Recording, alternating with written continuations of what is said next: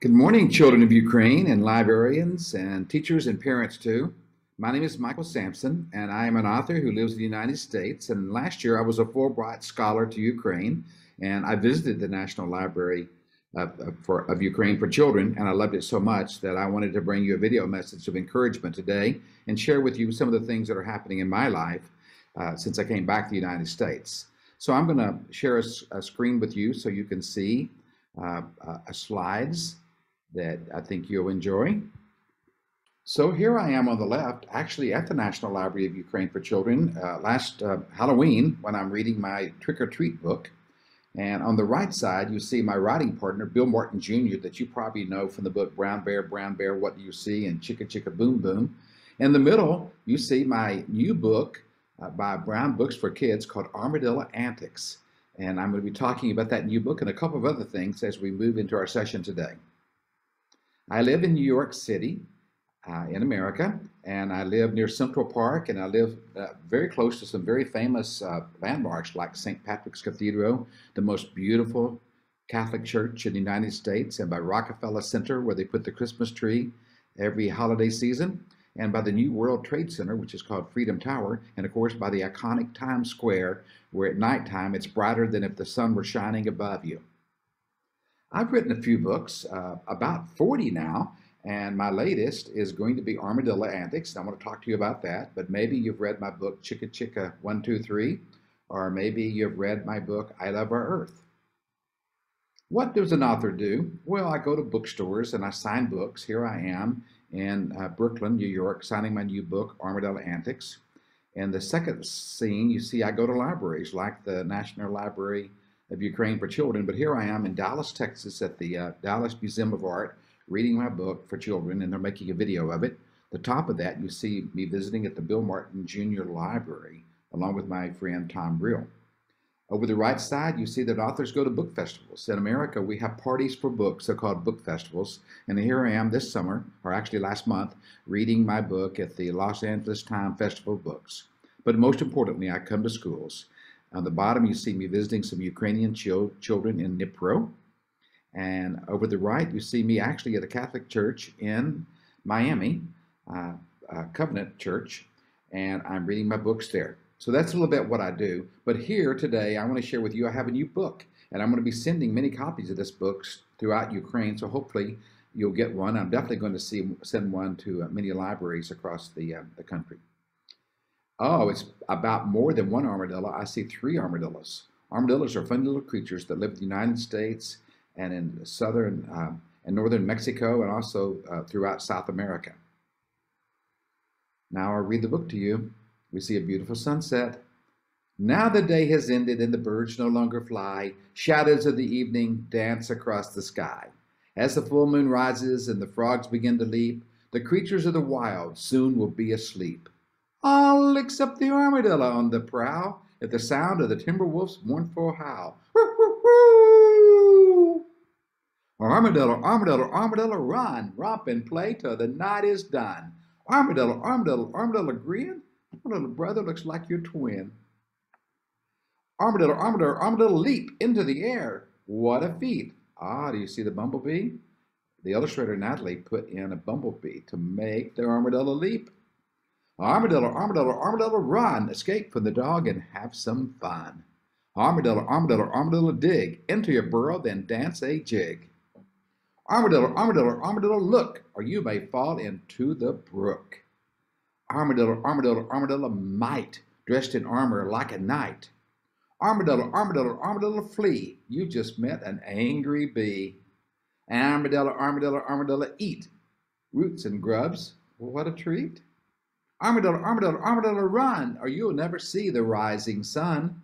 Armadillo, armadillo, armadillo, rest, have sweet dreams inside your nest. Oh, she's going to sleep. She'll sleep all day, and tonight she'll go out and have more fun. At the back, we put 8 facts about armadillos so you can really learn about them, and it makes this fiction book into a nonfiction book. But I also have some books coming out this fall that I want to tell you about. One's going to be a lot of fun. It's by the same illustrator as Armadillo Antics. It's called 10 Little Squirrels. It's a counting book, kind of like Trick or Treat, where we count to 10. It's really good for young children who are learning to count. But let me share with you that when the war got worse and I left Ukraine for Warsaw, I saw many peace demonstrations I went to where I waved the Ukrainian flag and I talked to people about Ukraine and the people of Ukraine and how peace-loving they are and how they want peace. And it gave me an idea for a new book that I've written with Alona Harchenko, and the illustrator is Polina Darshenko, and it's called The Story of Ukraine, an Anthem of Glory and Freedom. What really inspired me was the national anthem of Ukraine that we always sing at these peace demonstrations. And I think you know the song very well.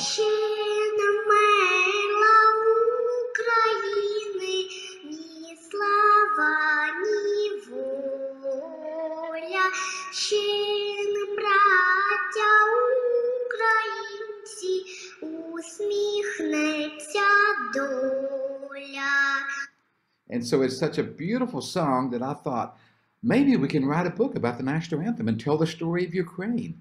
And that's what we did along with Alona and Polina. We put this book together, and it's about the anthem of glory and freedom. And we tell the history of the anthem, but I'll share with you just a couple of sneak peeks of what the book's going to be like when it comes out this fall, because here are a couple pages from it.